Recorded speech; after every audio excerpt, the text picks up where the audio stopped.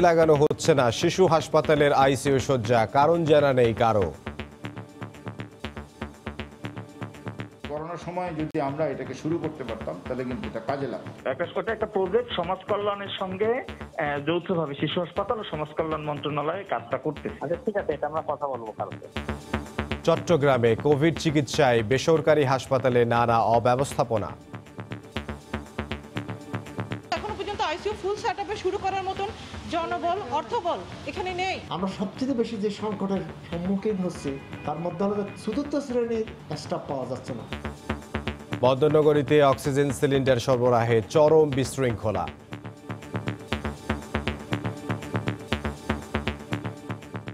দেখছিলেন প্রধান শিরোনাম, দুপুরের সময় সঙ্গে আছে আমি ইমদাদুল হক। এবার অন্যান্য শীর্ষ সংবাদ। রাজধানীর প্রথম রেড জোন এলাকা পূর্ব রাজাবাজার লকডাউন, সংক্রমণ বাড়লেও পরীক্ষামূলক লকডাউন প্রত্যাহার নারায়ণগঞ্জের 3 এলাকায়। বিকেলে বাজেট অধিবেশন, কাল ঘোষণা সম্ভাব্য আকার 5,68,000 কোটি টাকা। প্রবাসী আয়ে করোনার ধাক্কা সামলাতে বিশেষ বরাদ্দের দাবি। পদ্মা সেতুর জাজিরা প্রান্তে বসছে 31তম স্প্যান, দৃশ্যমান হবে 4,650 মিটার। সন্ধ্যা 6টা পর্যন্ত শিমুলিয়া কাঁঠালবাড়ি নৌরুট বন্ধ।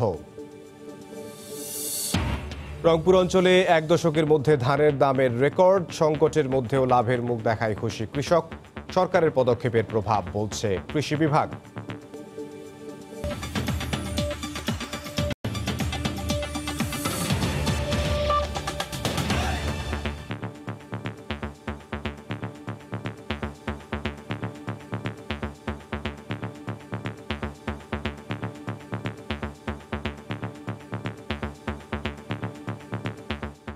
করোনা মহামারীতে যখন আইসিইউ নিয়ে হাহাকার, তখন 70 কোটি টাকা ব্যয়ে প্রস্তুত 10টি আইসিইউ শয্যা পড়ে আছে অবহেলায়। ঢাকার শিশু হাসপাতালের নিবিড় পরিচর্যা শয্যাগুলো কেন ব্যবহার উপযোগী করে তোলা হচ্ছে না, সে প্রশ্ন খোদ আইসিইউ প্রধানেরই। হাসপাতাল পরিচালক দিলেন নানা অজুহাত। রাশেদ লিমন জানাচ্ছেন বিস্তারিত। গত বছরের শুরুর দিকে প্রায় 70 কোটি টাকা ব্যয়ে সমাজ কল্যাণ মন্ত্রণালয় ও শিশু হাসপাতালের যৌথ অর্থায়নে তৈরি হয় এই বর্ধিত অংশ, যেখানে রয়েছে একটি অপারেশন থিয়েটার, 8 শয্যার পোস্ট অপারেটিভ ওয়ার্ড, 4 শয্যার সার্জিক্যাল আইসিইউ ও 6 শয্যার এইচডিইউ ইউনিট। এর মধ্যে ওটি ও পোস্ট অপারেটিভ ওয়ার্ডের কাজ শেষ হলেও দীর্ঘদিন ধরে থেমে আছে সার্জিক্যাল আইসিইউ ও এইচডিইউ ইউনিটের কাজ। অথচ আইসিইউ শয্যার অভাবে একের পর এক নিভে যাচ্ছে কোভিড রোগীদের প্রাণের প্রদীপ। খোদ আইসিইউ প্রধানই জানে না কি এর রহস্য। কি ধরনের আইসিইউ হচ্ছে এই সম্পর্কে আমাদের কাছে কোনো রকমের তথ্য দেওয়া হয় না এবং তথ্য নাই, কোনো কাগজপত্র আমার কাছে নেই। তদারকি তো ডেফিনেটলি, যেহেতু আমি বিভাগের প্রধান, এই আইসিইউটা আমিই দেখব। সো সেই হিসেবে তো অবশ্যই আমার জানার অধিকার আছে বা আমার জানা উচিত, বাট সেটা আমি জানতে পারিনি বাই এনি ওয়ে। এখনো পর্যন্ত সেটা শুরু হয় নাই। এই করোনার সময় যদি আমরা এটাকে শুরু করতে পারতাম তাহলে কিন্তু এটা কাজে লাগতো। 6 মাস ধরেই কাজ বন্ধ। হাসপাতাল পরিচালক তারপরও দোহাই দিলেন করোনার।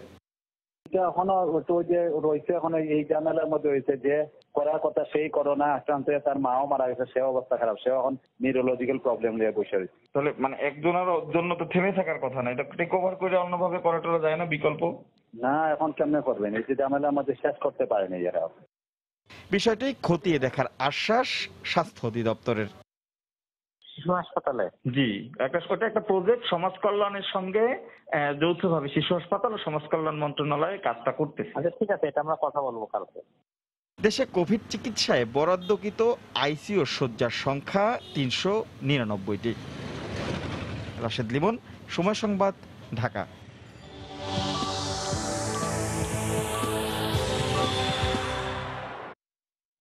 চট্টগ্রামে করোনা রোগীদের জন্য নতুন করে বরাদ্দ দেয়া 3টি হাসপাতালই নানা সমস্যায় জর্জরিত। এর মধ্যে হোলি ক্রিসেন্ট চালু হলেও তেমন কোনো সুবিধাই পাচ্ছেন না রোগীরা।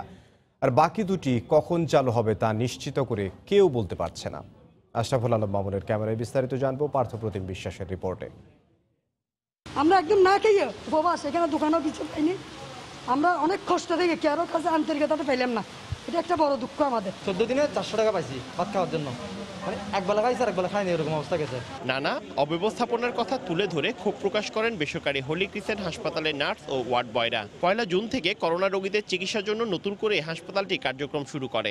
একদিকে যেমন ডাক্তার স্বল্পতা, তেমনি চতুর্থ শ্রেণীর কর্মচারীদের সংকটও প্রকট। পাশাপাশি 10টি আইসিইউ থাকলেও অক্সিজেন স্বল্পতার কারণে শুরু করা যায়নি সংকটাপন্ন রোগীদের সেবা। চিকিৎসা কার্যক্রমের সাথে জড়িতদের অভিযোগের শেষ নেই।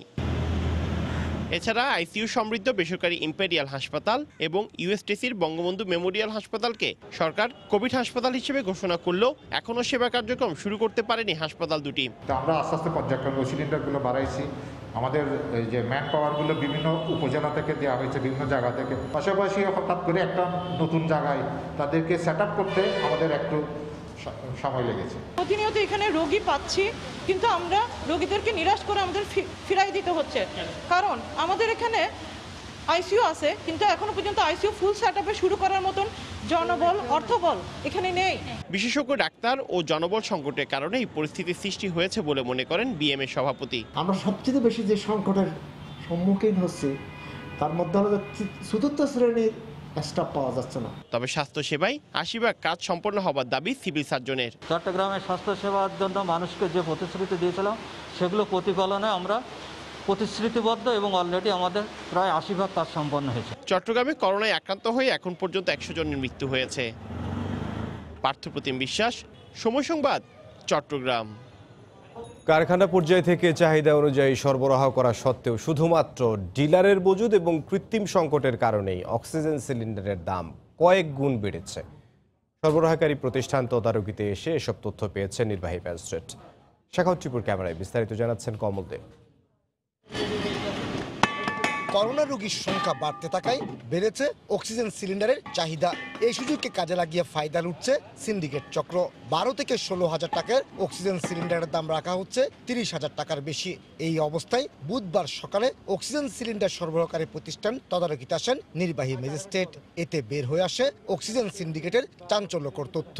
বাইরের যে প্রতিষ্ঠানগুলো আছে, বেসরকারি প্রতিষ্ঠান যারা ইন্ডাস্ট্রিয়াল অক্সিজেন প্রস্তুত করে, তাদের কাছ থেকে তারা গোপনভাবে মেডিকেল টাইপ যে অক্সিজেন আছে সেটা কোয়ালিটি বা কমপ্লায়েন্স মেনটেন না করে সেগুলো রিফিল করছে এবং সেগুলো চড়া দামে ক্রেতাদের কাছে বিক্রি করছে।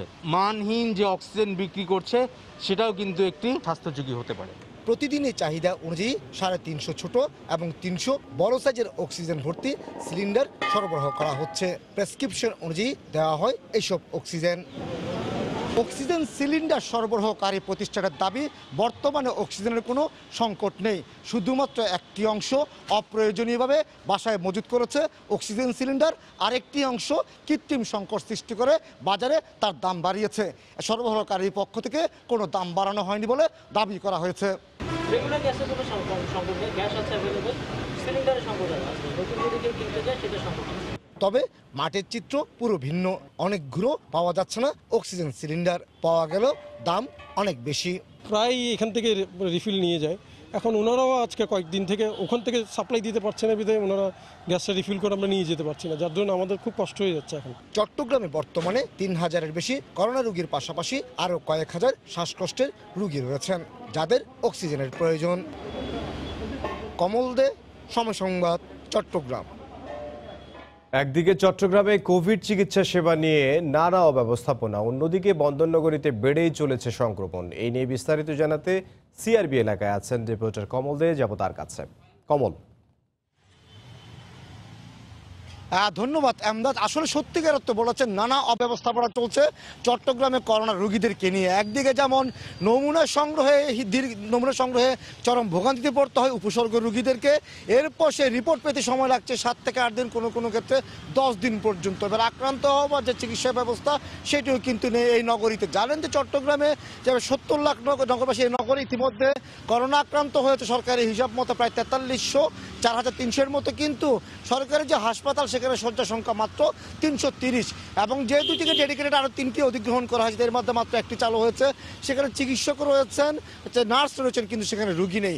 আবার বাকি যে দুটি সেটি কখন চালু হবে সেটিও কেউ নিশ্চিত করে বলতে পারছে না। এই আসলে একটা চরম বিপর্যয়কর অবস্থার মধ্যে চলছে নগরবাসীর এই স্বাস্থ্য ব্যবস্থা। কেউ চিকিৎসা পাচ্ছে না, শ্বাসকষ্টের কত করোনা রোগীদেরকে যেমন প্রাইভেট মেডিকেলগুলো ভর্তি করাচ্ছে না, ঠিক তেমনি যারা অন্য রোগী আছেন তাদেরও কিন্তু চিকিৎসা হচ্ছে না।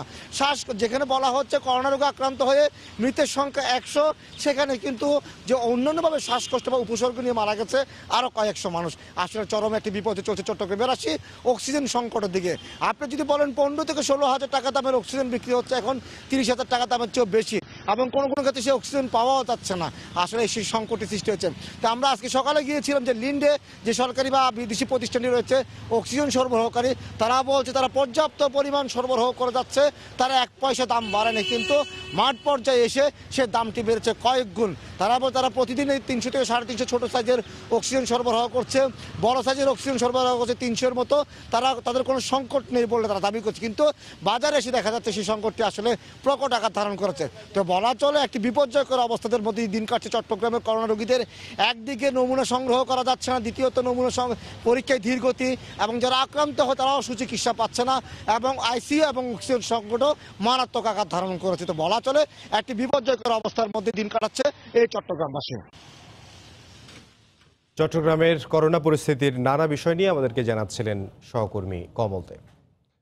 করোনা ভাইরাস মহামারীর পরিপ্রেক্ষিতে রাজধানীর প্রথম এলাকা হিসেবে পরীক্ষামূলকভাবে পূর্ব রাজাবাজারে পুরোদমে কার্যকর করা হয়েছে লকডাউন। জরুরি সেবায় নিয়োজিত স্বাস্থ্যকর্মী আর সংবাদকর্মী ছাড়া এলাকাটি থেকে কাউকেই বের হতে দেওয়া হচ্ছে না। তবে এ নিয়ে রয়েছে মিশ্র প্রতিক্রিয়া। তৎপর ছিল আইনশৃঙ্খলা রক্ষা বাহিনী। রাজধানীর পূর্ব রাজাবাজারে এক অন্য সকাল। লকডাউনে বদলে গেছে চেনা রূপ। গলিতে গলিতে নেই আগের দিনের মতো মানুষের কোলাহল। এলাকার 8টি প্রবেশপথের 7টি পুরোপুরি অবরুদ্ধ। একটি মাত্র গেট শিথিল আছে কেবল জরুরি প্রয়োজনে বের হওয়ার জন্য। সেখানে মোতায়েন আইনশৃঙ্খলা বাহিনীর সদস্যরা। খোলা থাকা একটি মাত্র গেটে দিনের শুরুতে বেশ জটলা। জরুরি সেবার বাইরে থাকা সরকারি বেসরকারি চাকরিজীবী সহ অনেক কর্মজীবী চেষ্টা করেন কর্মস্থলে যাওয়ার, কিন্তু চিকিৎসক, নার্স সহ স্বাস্থ্যকর্মী আর গণমাধ্যমে কর্মরত ব্যক্তি ছাড়া আর কারোর বাইরে যাওয়ার অনুমতি মেলেনি। বিষয়টি নিয়ে রয়েছে মিশ্র প্রতিক্রিয়া। পাশের রুমে 2টা আছে, একজন ড্রাইভার, তার স্যারের বলছে যে স্যার আমার তো কালকে যেতে দেবে না, তাই আমি কি করবো? তারপর তুমি চলে আসো আমার বাসায়। আমি হসপিটালে জব করি, যেহেতু সেবায় মানুষের কল্যাণে, এই কারণে হয়তো ওনারা আমাকে বের হতে সুযোগ দিয়েছে। আমরা যদি 14 দিন যদি লকডাউনে থাকি তাহলে আমাদের কি চাকরি থাকবে কিনা? 15 দিনের মাথায় আমি সব বের হয়ে গেলাম, আমার ভিতরে সব ঢুকলো, বাইরের যে ইফেক্টেড ছিল ও তো আমার ভিতরে ঢুকে গেল, তাহলে আমাকে আবার 14 দিন আটকাবে? এই সলিউশনকে আমরা মানি না, এটা স্বাগত জানাই না। লকডাউনের প্রথম দিন নাগরিকদের অনেকে কেনাকাটা করেন অনলাইনে। ছিল বিশেষ ব্যবস্থায় পণ্য সরবরাহ। বেশ তৎপর ছিলেন পরিচ্ছন্নতা কর্মীরাও। লকডাউন নিয়ে বাসিন্দাদের মতের ভিন্নতা থাকলেও প্রথম দিন নাগরিকদের সহযোগিতা সন্তোষজনক বলেই দাবি প্রশাসনের। স্বাস্থ্যসেবার সাথে যারা জড়িত, ডাক্তার, নার্স, ওয়ার্ড বয়, এদেরকে আমরা ছাড় দিচ্ছি, এবং যে সমস্ত মিডিয়া কর্মীরা যারা এখনো কর্মরত আছে ভিতরে থাকে তাদেরকে আমরা অফিসে যাওয়ার জন্য সুযোগ দিয়েছি। এছাড়া ইমার্জেন্সি যদি কারো একেবারে ডাক্তারের কাছে যেতে হবে, এরকম যদি কোনো সিচুয়েশন থাকে, কারো আত্মীয় স্বজন লোকজন মারা গিয়েছে, এরকম সিচুয়েশনের ক্ষেত্রে আমরা তাদেরকে ছাড় দিচ্ছি। এলাকার নাজনীন স্কুল অ্যান্ড কলেজে খোলা হয়েছে কন্ট্রোল রুম। সেখানে স্থাপন করা হয়েছে নমুনা সংগ্রহ বুথ। ব্যবস্থা আছে আইসোলেশন সেবারও। দেশে কোভিড-19-এর ঊর্ধ্বমুখী সংক্রমণ কমাতে এলাকা ভিত্তিক লকডাউনের যে পরিকল্পনা নিয়েছে সরকার, তা বাস্তবায়নে কাজে লাগানো হবে পূর্ব রাজাবাজারের অভিজ্ঞতা। প্রাথমিকভাবে আগামী 14 দিন ঘরেই থাকতে হবে এখানকার প্রায় 50,000 বাসিন্দাকে। ফারুক ভূঁইয়া, রবিন, সময় সংবাদ, ঢাকা। এই মুহূর্তে রাজধানীর পূর্ব রাজাবাজার এলাকায় আছেন রিপোর্টার ফারুক ভূঁইয়া রবিন, এবং নারায়ণগঞ্জে আছেন রিপোর্টার শওকত আলী সৈকত। সরাসরি যাব তাদের কাছে। প্রথমেই যাব রবিনের কাছে।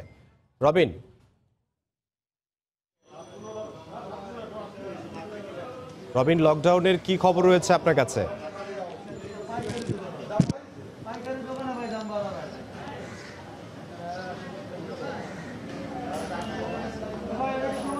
রবিন, আপনি শুনতে পাচ্ছেন যদি আমাকে? বলতে চাই আসলে যে রাজধানীতে পরীক্ষামূলকভাবে পূর্ব রাজাবাজারে যে লকডাউন কর্মসূচি রয়েছে সেটা কিন্তু আজ থেকে বাস্তবায়ন হচ্ছে, গতকাল মধ্যরাত থেকে। তো আমরা এখন পর্যন্ত আসলে যেটি দেখছি, সার্বিকভাবে আইন শৃঙ্খলা রক্ষাকারী বাহিনীর সদস্যরা প্রায় যেই প্রতিটি গেটই, অনেকগুলো গেটই তারা অবস্থান নিয়েছেন, যে এই গেটটি কিন্তু আমরা যেটি দেখছি যে পুরোপুরিভাবে অবরুদ্ধ রয়েছে। এছাড়া 8টি গেটের মধ্যে কেবলমাত্র একটি গেট কিছুটা শিথিলভাবে যে খোলা রয়েছে, এছাড়া বাদবাকি যে 7টি গেট সেখানে পুরোপুরিভাবে অবরুদ্ধ রয়েছে। তো আমরা আসলে যেটি দেখছি যে এই লকডাউন এলাকায় মোটামুটি যে বিশেষ ব্যবস্থাপনার মাধ্যমে যে পণ্য সরবরাহ করা হচ্ছে, তাছাড়া যেন মানুষকে যেন বাইরে বের না হতে হয় সেই কারণে কিন্তু অনলাইনে কেনাকাটারও একটু সুযোগ সুবিধা রাখা হয়েছে। আর পাশাপাশি যদি দেখা যায় যে সিটি কর্পোরেশনের পরিচ্ছন্নতা কর্মীদেরকেও কিন্তু মোটামুটি বেশ ভালো তৎপর আমরা কিন্তু যেটি দেখছি। তো এখন পর্যন্ত আসলে আমরা যদি বলতে চাই যে এই এলাকায় আমরা যখন আশপাশের যে পুলিশের সঙ্গে আমরা কথা বলেছি, তারা আসলে যেটি বলছেন যে সার্বিকভাবে প্রথম দিনের অভিজ্ঞতাটি সেটি আসলে তাদের জন্য আশাব্যঞ্জক। তবে একটি কথা যদি বলতে যাই, যেহেতু আজকে লকডাউন আজ থেকে কার্যকর করা হচ্ছে, সেটি জানার পরে কিন্তু গত রাত থেকেই কিন্তু অনেকে এই এলাকা ছেড়ে চলে গেছেন, এমনটি কিন্তু আমরা জানতে পেরেছি বেশ কয়েকজনের সঙ্গে কথা বলে।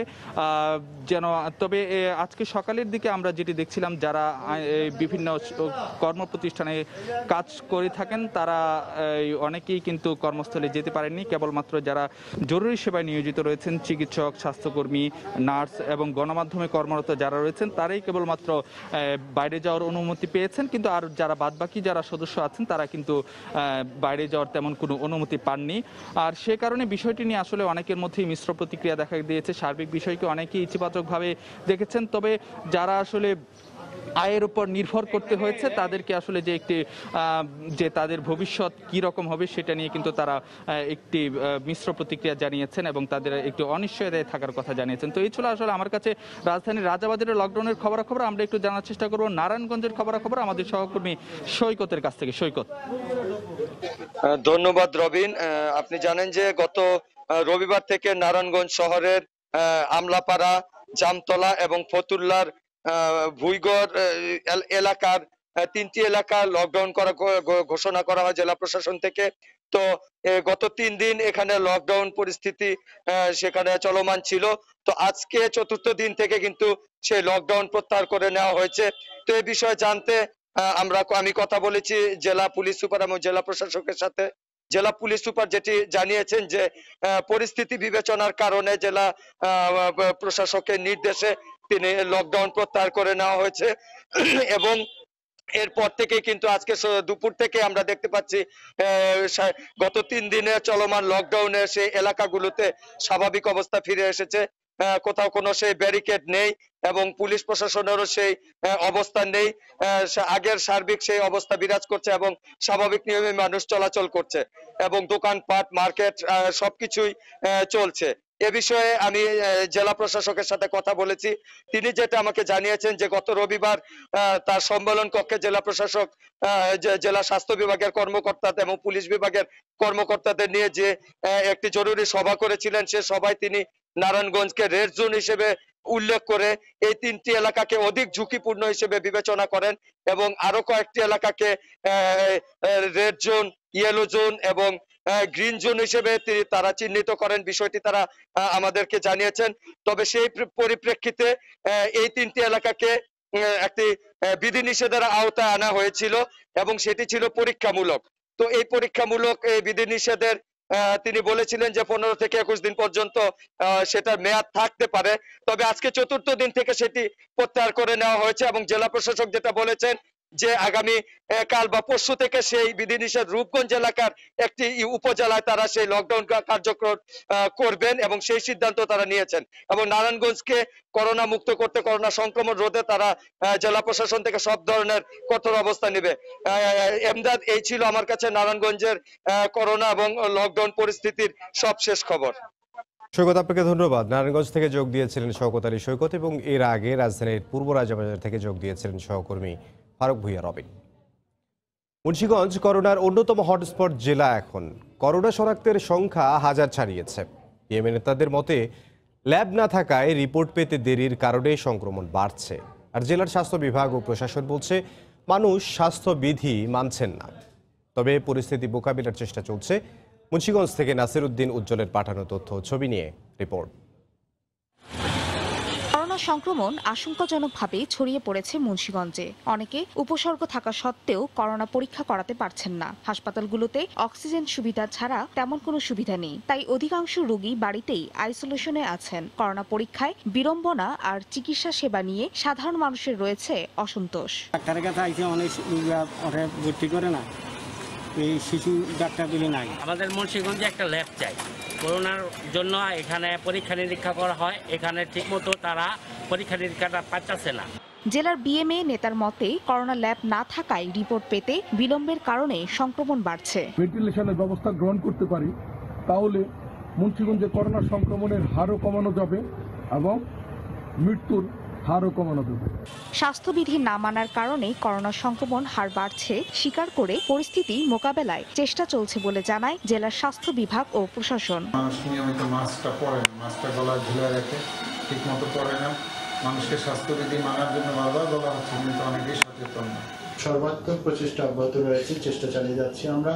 প্রতিদিন আমাদের ম্যাজিস্ট্রেটদের নেতৃত্বে মোবাইল কোর্ট পরিচালিত হচ্ছে, তারা অভিযান করছেন, মানুষকে সচেতন করছেন। 15 লাখ মানুষের জেলায় করোনা শনাক্ত হয়েছে 1096 জন, সুস্থ হয়েছেন 300 আর মারা গেছেন 29 জন। সময় সংবাদ, মুন্সিগঞ্জ। যে হেলিকপ্টার সন্ত্রাস দমনে ব্যবহৃত হতো তা ব্যবহৃত হচ্ছে এখন করোনা যুদ্ধে। র্যাপিড অ্যাকশন ব্যাটালিয়ন একটি হেলিকপ্টারকে সংকটাপন্ন ফ্রন্ট লাইনারদের আনা নেয়ার উপযোগী করে গড়ে তুলেছে। যোগাযোগ বিচ্ছিন্ন দেশের প্রত্যন্ত এলাকা থেকে সংকটাপন্ন রোগীদের ঢাকায় নিয়ে আসার কাজও শুরু করেছে র্যাবের এয়ার উইং। এস এম সালাউদ্দিনের ক্যামেরায় আজহার লিমনের রিপোর্ট। দেশের প্রত্যন্ত অঞ্চলে করোনা আক্রান্ত সম্মুখ সারির এক যোদ্ধা সংকটাপন্ন, তাকে উদ্ধার করে ঢাকায় নিয়ে আসতে তৎপর র্যাবের এয়ার উইং। বেল 407 মডেলের ছোট্ট এই হেলিকপ্টারে করোনার এই পরিবর্তিত সময় সংযোজন করা হয়েছে অক্সিজেন সিলিন্ডার। আছে করোনা সংকটাপন্নদের জন্য স্পেশাল ভেন্টিলেটর। উইং পরিচালক বলছেন, ঢাকা থেকে দূরত্ব ভেদে দেশের যে কোনো জেলা থেকে 30 মিনিট থেকে 1 ঘন্টার মধ্যে সংকটাপন্নদের পৌঁছে দিতে সক্ষম এই কপ্টার। মেডেভ্যাক করার জন্য মেডিকেলি কনভার্টেড এয়ারক্রাফট, এই এয়ারক্রাফটে আমরা 2টো রোগী পরিবহন করতে পারি। এখানে একটি দিয়ে আপনাদের দেখানো হচ্ছে, আরেকটি স্ট্রেচার উপরে লাগে এবং আমাদের ডাবল সেট মেশিন আছে। এখানে আমরা অক্সিজেন কনসেন্ট্রেটর আছে, যেটার মাধ্যমে ইলেকট্রিক্যালি হেলিকপ্টার কারেন্টের থেকে এটা অক্সিজেন নিজে জেনারেট করে এবং সেটা প্রেশারের নর্মালি হলে এইভাবে আমরা দিই। যদি রোগীর অবস্থা খারাপ হয়, এখানে আমাদের পোর্টেবল ভেন্টিলেটর অথবা বাইপ্যাপ মেশিন রাখা হয়, যেটা অনেকটা যে ডুবুরিদের মুখোশের মতো। করোনা রোগীদের আনা নেওয়ার কাজটি ঝুঁকিপূর্ণ, তাই একজন করে পাইলট দায়িত্ব পালন করছেন প্রতিটি অপারেশনে। প্রতি ফ্লাইটে বহন করা যাবে 2 জন রোগী ও 2 জন অ্যাটেন্ডেন্ট। এটাকে আমরা একটা পরিপূর্ণ এয়ার অ্যাম্বুলেন্স হিসেবে ডিক্লেয়ার করেছি। করোনাকে ভয় পাবেন না। আমি যেমন আজকে যুদ্ধ করছি, বাংলাদেশে আরও হেলিকপ্টার, আর্মির হেলিকপ্টার কাজ করছে, বিএফের হেলিকপ্টার কাজ করছে। ইনশাআল্লাহ দেশের প্রত্যন্ত কোনো অঞ্চলে কোনো ফ্রন্ট ফাইটারকে বিনা চিকিৎসায় মারা যেতে আমরা দিব না। এরই মধ্যে সংকটাপন্ন 3 জন রোগীকে ঢাকায় আনার কাজ করছে র্যাবের এয়ার উইংয়ের ছোট্ট এই কপ্টারটি। মানুষ মানুষের জন্য, কিন্তু মহামারীর এই পরিবর্তিত সময়ে যেন অনেক কিছুই ফিকে হয়ে গেছে। ভয়, শঙ্কায় কিংবা অজ্ঞতায় যখন মানুষ হিসেবে মানুষের দায়িত্ব না পালন করার খবর আসছে, তখন র্যাপিড অ্যাকশন ব্যাটালিয়নের এই প্রয়াস নিশ্চয়ই মানবতার বিচারে ভিন্ন গুরুত্ব বহন করে। সময় সংবাদ, ঢাকা। পদ্মা সেতুতে আজ বসানো হচ্ছে 31তম স্প্যান। নদীর জাজিরা প্রান্তে এই স্প্যান বসানো হচ্ছে। সেতুর 25 ও 26 নম্বর পিলারের ওপর এই স্প্যানটি বসানো হলে দৃশ্যমান হবে 4650 মিটার সেতু। 31তম স্প্যানটি হতে যাচ্ছে জাজিরা প্রান্তের শেষ স্প্যান। এই স্প্যানটি শিবুলিয়া কাঁঠারবাড়ি চ্যানেলের মধ্যে অবস্থিত বলে আজ সকাল 10টা থেকে সন্ধ্যা 6টা পর্যন্ত রুটে সকল ধরনের নৌযান চলাচল বন্ধ ঘোষণা করা হয়েছে।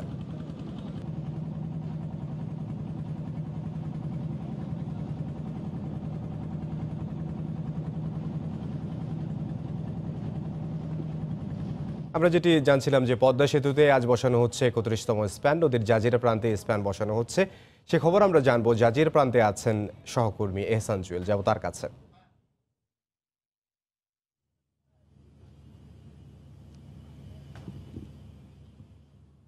জুয়েল, স্প্যান বসানোর কি খবর রয়েছে আপনার কাছে?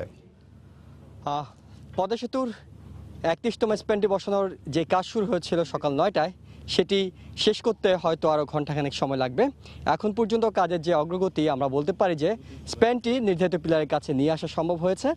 এরপরে স্প্যানটি নিয়ে আসার পরে কিন্তু বেশ কিছু কাজ থাকে, অর্থাৎ দুই পারে অ্যাঙ্করিং করার বিষয় থাকে, অর্থাৎ এই স্প্যানটিকে নোঙর করা হয় যাতে একটি কেবলের মাধ্যমে এটিকে টেনে সামনের দিকে নিয়ে আসা যায়, এবং সেই কাজটি এখন চলছে। সামনের দিকে 4টি এবং পিছনে 2টি মোটা কেবল টেনে এটিকে অ্যাঙ্করিং করা হয়। এর মধ্যে অ্যাঙ্করিংয়ের কাজ শেষ করা হয়েছে। এখন যে কাজটুকু বাকি আছে তা হলো স্প্যানটিকে পিলার সমান উচ্চতায় তুলে ফেলা হয়েছে, এটিকে শুধুমাত্র এগিয়ে নেওয়ার কাজটি বাকি। আর এগিয়ে নিয়ে এটিকে আগে যে দুই প্রান্তে যেটি স্প্যান আছে এটির মাঝখানে এটাকে স্থাপন করার বিষয় থাকে। আমরা এর আগে দেখেছি যে পদ্মা সেতু স্প্যানগুলো বসানোর সময় এক প্রান্তে স্প্যান ছিল, অন্য প্রান্তে পাশে আরেকটি বসাতে হয়েছে, কিন্তু এবারই একটা নতুন অভিজ্ঞতা হচ্ছে, সেটা হলো যে দুটো স্প্যানের মাঝখানে এনে একটা স্প্যান বসাতে হচ্ছে। তাই কারিগরি কিছু বিষয় তো রয়েছেই, তবে আজকে সকাল থেকে কারিগরি বিষয়ের পাশাপাশি কিন্তু প্রাকৃতিক নানা জটিলতা তৈরি হয়েছিল। অর্থাৎ বর্ষা শুরুর আগেই পদ্মার নদীতে স্রোতের যে তীব্রতা সেটার একটা চেহারা আজকে অনেকটুকু দেখা গেল, কারণ স্প্যানটি নিয়ে আসার সময় তীব্র স্রোত কিন্তু বাধা হয়ে দাঁড়িয়েছিল, এবং এই কারণে প্রায় 1.5 ঘন্টা ধরে এটিকে একটা জায়গায় আটকে রাখতে হয়েছিল ক্রেনটিকে। পরবর্তীতে সেখানে নদীর তলদেশে নাব্য সংকটও দেখা দিয়েছিল। এইসব সমস্যা কাটার পরে কিন্তু এটিকে স্প্যানটিকে সামনে আনা সম্ভব হয়েছে। কিন্তু এই সময়ে একই সময় যেটি করা হচ্ছে সেটি হলো যে এই স্প্যানটি যেহেতু শিমুলী এবং কাঁঠালবাড়ি যে চ্যানেলটি রয়েছে নৌযান চলাচলে সেই চ্যানেলের উপরে বসানো হচ্ছে, তাই সকাল 11টা থেকে আজকে সন্ধ্যা 7টা পর্যন্ত সকল নৌযান চলাচল বন্ধ রাখা হয়েছে। অর্থাৎ নৌযান চলাচল বন্ধ রেখে স্প্যানটি উপরে তোলার চেষ্টা চলছে, যেটি বলছিলাম শুরুতে যে আরও ঘণ্টাখানেক লাগতে পারে। সেই কাজগুলোই এখন এগিয়ে চলছে আস্তে আস্তে। পরবর্তী ঘন্টায় হয়তো আমরা বলতে পারবো যে এটি স্প্যানটি তুলে ফেলা সম্ভব হয়েছে, এখন পর্যন্ত নতুন করে কোনো জটিলতা না হলে। এখন পর্যন্ত এই ছিল আমার কাছে সবশেষ খবর। পদ্মা সেতুর স্প্যান বসানোর খবর আমরা জানছিলাম জাজিরার শরীয়তপুর থেকে। আমাদের সঙ্গে যোগ দিয়েছেন সহকর্মী এহসান জুয়েল। এদিকে পদ্মা সেতুর 31তম স্প্যান বসানোর কাজে শিমুলিয়া কাঁঠালবাড়ি নৌরুটে সব ধরনের নৌযান চলাচল বন্ধ থাকায় পাটুরিয়া দৌলতদিয়া নৌরুটে যানবাহন ও যাত্রীচাপ বেড়েছে। এতে পারাপারের অপেক্ষায় রয়েছে 8 শতাধিক যানবাহন। মানিকগঞ্জের পাটুরিয়া ঘাট কর্তৃপক্ষ জানায় সকাল 10টার পর থেকে পাটুরিয়া দৌলতদিয়া নৌরুটে অতিরিক্ত যানবাহন আসতে থাকে। এতে ঘাট এলাকায় বাস, ট্রাক ও প্রাইভেট কার সহ ছোট বড় কয়েকশো যানবাহন পারাপারের অপেক্ষায় আছে। তবে ঘাট এলাকায় অতিরিক্ত যানবাহন থাকায় অ্যাম্বুলেন্স, পচনশীল কাঁচা পণ্যবাহী ট্রাক ও দূরপাল্লার যাত্রীবাহী বাসকে অগ্রাধিকার ভিত্তিতে পারাপার করা হচ্ছে। এ রুটে 18টি ফেরি ও 22টি লঞ্চ চলাচল করছে। করোনায় দিশেহারা অর্থনীতি, কর্মহীন হয়ে পড়েছে বিশাল জনগোষ্ঠী, থেমে গেছে জীবনের স্বাভাবিক গতিও। এমন সব কঠিন সংকটের মধ্যেই নতুন অর্থবছরের বাজেট উপস্থাপন করতে যাচ্ছে সরকার। কেউ মনে করছেন এটি হওয়া দরকার টিকে থাকার বাজেট, আবার কারো মতে সংকট থেকে উদ্ধার নয়, বাজেটে মনোযোগ দিতে হবে উত্তরণের কৌশল নির্ধারণে। যদিও সরকারের বাজেট ভাবনায় প্রাধান্য পাচ্ছে বিনিয়োগ ও কর্মসংস্থান ইস্যুই। জুবাইর ফয়সালের রিপোর্ট। আয় নাই, লকডাউনের পর কোনো আয়টাই কিছু নাই। আজহার মিয়া 4 বছর ধরে তুরাগের বুকে চলমান বৈঠার উপর টিকে আছে তার 5 জনের সংসার। করোনাকালীন দীর্ঘ সময়ে আয় নেমেছে শূন্যে, জমানো পুঁজি শেষে এখন একেবারেই নিঃস্ব।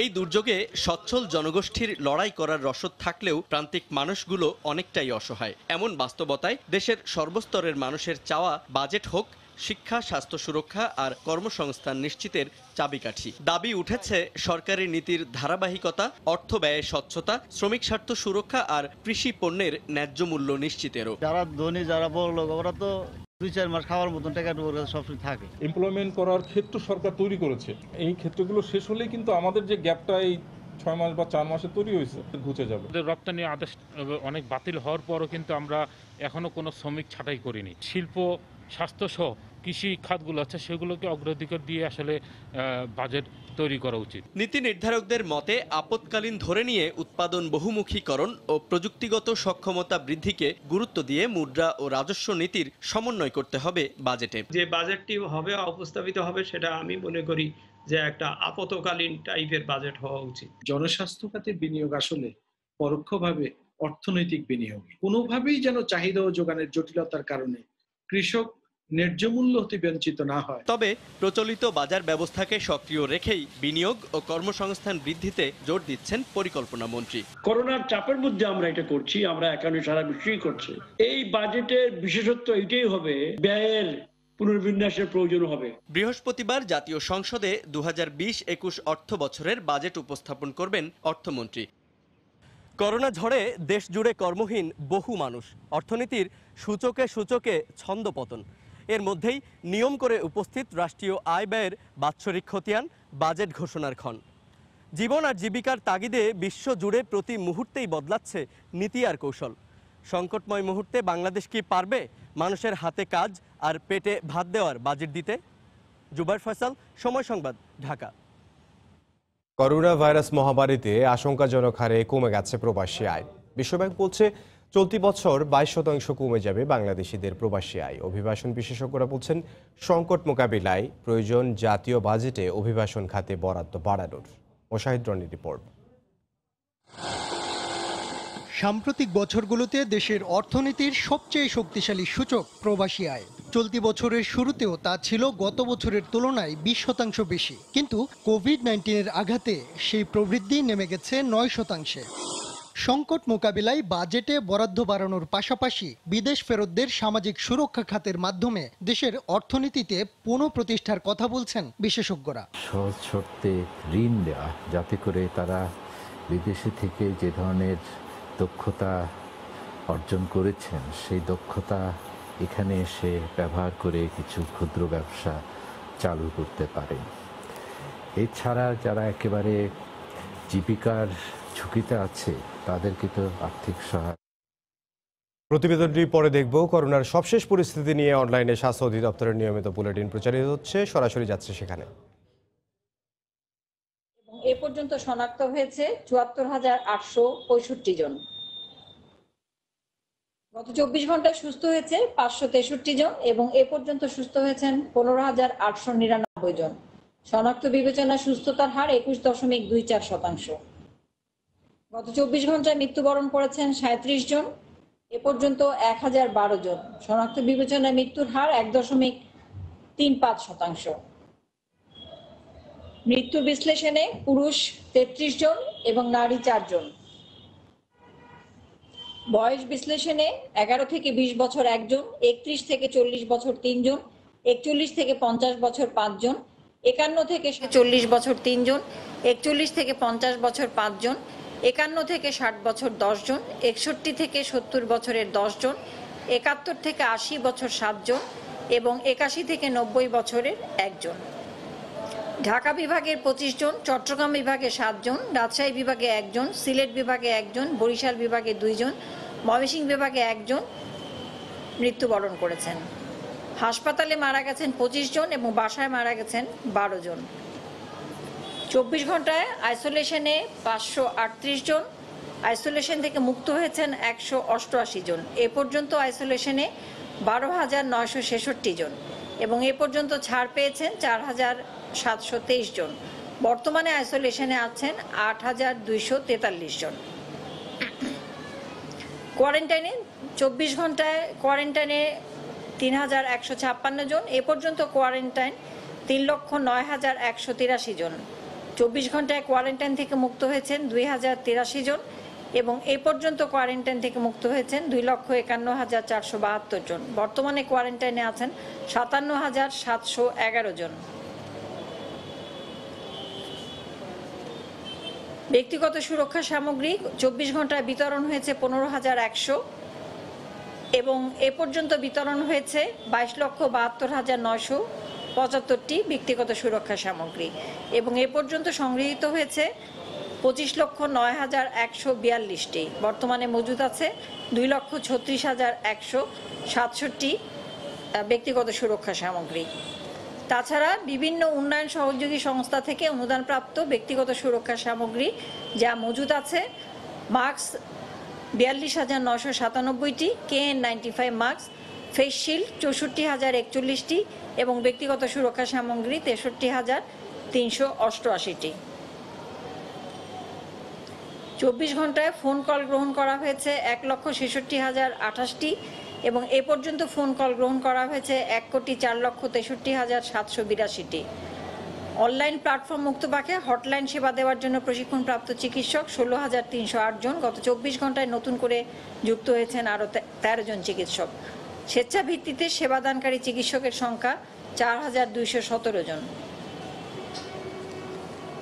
24 ঘন্টায় বিমানবন্দরে স্ক্রিনিং হয়েছে 563 জন, স্থলবন্দরে 464 জন, সমুদ্র বন্দরে 74 জন, 1,101 জন 24 ঘন্টায় স্ক্রিনিং হয়েছে।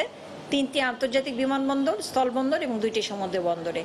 এ পর্যন্ত স্ক্রিনিং হয়েছে 7,12,778 জন বিভিন্ন বন্দর এবং ক্যান্টনমেন্ট রেল স্টেশনে।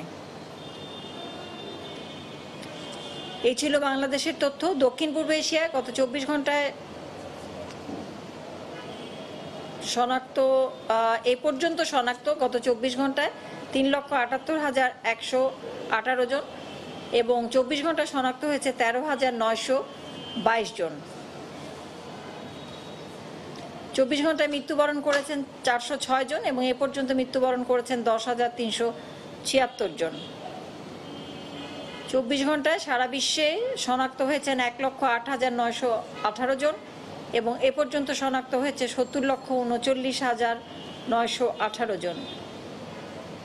24 ঘন্টায় বিশ্বে মৃত্যুবরণ করেছেন 3,539 জন এবং এ পর্যন্ত মৃত্যুবরণ করেছেন 4,04,396 জন। দক্ষিণ এশিয়া পরিস্থিতি এবং বিশ্ব পরিস্থিতি সংগ্রহ করা হয়েছে বিশ্ব স্বাস্থ্য সংস্থার সিচুয়েশন রিপোর্ট 9 জুন 2020। এই ছিল আমাদের কাছে বাংলাদেশ এবং দক্ষিণ এশিয়া ও বিশ্ব পরিস্থিতি তথ্য। আমাদের সচেতনতা, সাবধানতা, সতর্কতা আমাদেরকে সুরক্ষিত রাখতে পারে। নিজের সুরক্ষা নিজের হাতে, আপনার সুরক্ষা আপনার হাতে। কাজেই সুরক্ষার জন্য যেসব স্বাস্থ্যবিধি প্রতিনিয়ত বলা হয় সেগুলো মেনে চলুন, নিজে সুরক্ষিত রাখুন, পরিবারের সকল সদস্যকে সুরক্ষিত রাখুন। সব সময় মাস্ক ব্যবহার করুন, অবশ্যই বাইরে আসলে মাস্ক ব্যবহার করতে হবে এবং বারবার সাবান পানি দিয়ে হাত ধোয়া, সামাজিক দূরত্ব বজায় রাখা, এই সবগুলি হলো নিজেকে সুরক্ষিত রাখার জন্য প্রধান অবলম্বন। কাজেই নিজেকে সুরক্ষিত রাখার বিবেচনা আপনি সর্বাধিক গুরুত্ব দিবেন। নিজেকে কিভাবে সুরক্ষিত রাখবেন, আপনার পাশের জনকে সুরক্ষিত রাখবেন, আপনার পরিবারকে সুরক্ষিত রাখবেন, স্বাস্থ্যবিধি সবসময় মেনে চলবেন। সবাইকে ধন্যবাদ। আসসালামু আলাইকুম। করোনার সবশেষ পরিস্থিতি নিয়ে অনলাইনে স্বাস্থ্য অধিদপ্তরের নিয়মিত বুলেটিন প্রচারিত হচ্ছিল, আমরা সরাসরি ছিলাম সেখানে। করোনা ভাইরাস মহামারীতে আশঙ্কাজনক হারে কমে গেছে প্রবাসী আয়, যে রিপোর্টটি আমরা এর আগে দেখছিলাম, এখন সেই রিপোর্টটি দেখব। সাম্প্রতিক বছরগুলোতে দেশের অর্থনীতির সবচেয়ে শক্তিশালী সূচক প্রবাসী আয়। চলতি বছরের শুরুতেও তা ছিল গত বছরের তুলনায় 20% বেশি, কিন্তু কোভিড-19 আঘাতে সেই প্রবৃদ্ধি নেমে গেছে 9%। সংকট মোকাবিলায় বাজেটে বরাদ্দ বাড়ানোর পাশাপাশি বিদেশ ফেরতদের সামাজিক সুরক্ষা খাতের মাধ্যমে দেশের অর্থনীতিতে পুনঃপ্রতিষ্ঠার কথা বলছেন বিশেষজ্ঞরা। সহজ শর্তে ঋণ দেওয়া, যাতে করে তারা বিদেশে থেকে যে ধরনের দক্ষতা অর্জন করেছেন সেই দক্ষতা এখানে এসে ব্যবহার করে কিছু ক্ষুদ্র ব্যবসা চালু করতে পারেন। এছাড়া যারা একেবারে জীবিকার ঝুঁকিতে আছে তাদেরকে তো আর্থিক সহায়তা সামাজিক সুরক্ষা খাতের মাধ্যমে দিতে হবে। বাজেটটা বাড়ানো উচিত এবং প্রবাসীদের জন্য, বিশেষ করে যারা ফেরত আসলে যেন তারা আবার ঘুরে দাঁড়াতে পারেন, সে কারণটাতে আমি অন্ততপক্ষে মনে করি অন্ততপক্ষে 2 থেকে 3 হাজার কোটি টাকা আমাদের এই প্রবাসীদের রিটার্ন এবং রিইন্টিগ্রেশন ফেরত আসাদের এই সংকট মোকাবেলায় সামনের দিনগুলোতে থাকা উচিত। এদিকে প্রবাসী কল্যাণ মন্ত্রণালয় বলছে, আসন্ন জাতীয় বাজেটে অভিবাসন খাতে নতুন কিছুর সম্ভাবনা কম থাকলেও পাঠানো টাকার উপর 2% প্রণোদনার পাশাপাশি চালু রয়েছে ঋণ ব্যবস্থা। 200 কোটি টাকার ওয়েজ আর্নার্স ওয়েলফেয়ার বোর্ডের সফট লোন এবং 500 কোটি টাকার আরেকটা প্রণোদনা প্যাকেজ, এবং গত বছরের যে 2% প্রণোদনার যে সুযোগ সেটি তো চলমান আছে। মানুষ যাতে ব্যাংকিং চ্যানেলের মাধ্যমে তার কষ্টার্জিত রেমিটেন্স পাঠিয়ে এদেশের অর্থনীতিতে অবদান রাখতে পারেন, সেই বিষয়টা আমরা বিভিন্নভাবে লোকজনকে উদ্বুদ্ধ করার চেষ্টা করছি। বিশেষজ্ঞরা বলছেন, নতুন করে বিদেশ যাত্রা সচল আর ফেরত আসাদের আবার পাঠানোর ব্যবস্থা নেওয়ার পাশাপাশি প্রয়োজন নতুন শ্রমবাজারের সন্ধান করা। মোশাহিদ রনি, সময় সংবাদ, ঢাকা।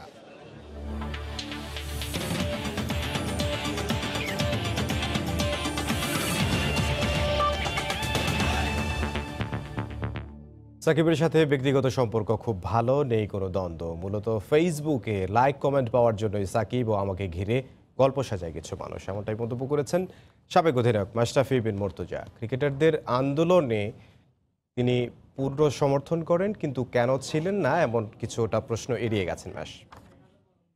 সাকিবের সাথে আমার কি সম্পর্ক এটা সাকিব খুব ভালো করে জানে। এখানে যারা খেলছে এখন কারো ক্যারিয়ারের শুরুর থেকে আমার সাথে এরকম রিলেশন ছিল না, কিন্তু একমাত্র সাকিব যার ক্যারিয়ারের শুরুর থেকেই আমার সাথে রিলেশন। সো এইগুলো স্রেফ তৈরি করা ছাড়া আর কিছুই না। আর এটা আমি নিশ্চিত আমারও কিছু যা আসে না, সাকিবেরও কিছু যা আসে না। এগুলো হয়তোবা তারা একটু ওই যে কমেন্ট লাইক এইসবের উপরই তো বেস করে এখন আমরা চলি, ওইগুলো একটু বাড়ে, এগুলো একটু মানুষ দেখে দেখাইতে পারে, এই ছাড়া আর কিছুই। তখন খেলোয়াড়দের পক্ষেই তো আমি ওই রাত্রেই আমি আমার পেজে আমি জানিয়েছি যে আমি প্লেয়াররা যে দাবি করেছে তাদের সাথে একমত। সো আমি দ্বিমত পোষণ এখন করবো না, এর ডিটেলস নিয়ে আমি আর যাবো না, যেহেতু পক্ষে ছিলাম পক্ষেই। দুপুরের সময় শীর্ষ সংবাদগুলো জানিয়ে দিচ্ছে আরেকবার। হাজার ছাড়ালেও দেশে করোনায় মৃতের সংখ্যা, আজও মারা গেলেন 37 জন। একদিনে সর্বোচ্চ নমুনা পরীক্ষায় রেকর্ড, 3190 জন শনাক্ত। রাজধানীর প্রথম রেড জোন এলাকা পূর্ব রাজাবাজার লকডাউন। সংক্রমণ বাড়লেও 3 দিন পর পরীক্ষামূলক লকডাউন প্রত্যাহার নারায়ণগঞ্জের 3 এলাকায়। করোনা সংকটে কাজে লাগানো হচ্ছে না শিশু হাসপাতালের আইসিইউ শয্যা, কারণ জানা নেই কারো। চট্টগ্রামে কোভিড চিকিৎসায় বেসরকারি হাসপাতালে চরম অব্যবস্থাপনা। এই ছিল দুপুরের সময়। আপনার মোবাইলে সময় সংবাদ দেখতে ও সব খবর পেতে ডাউনলোড করুন সময় অ্যাপ আর সঙ্গে থাকুন সময়।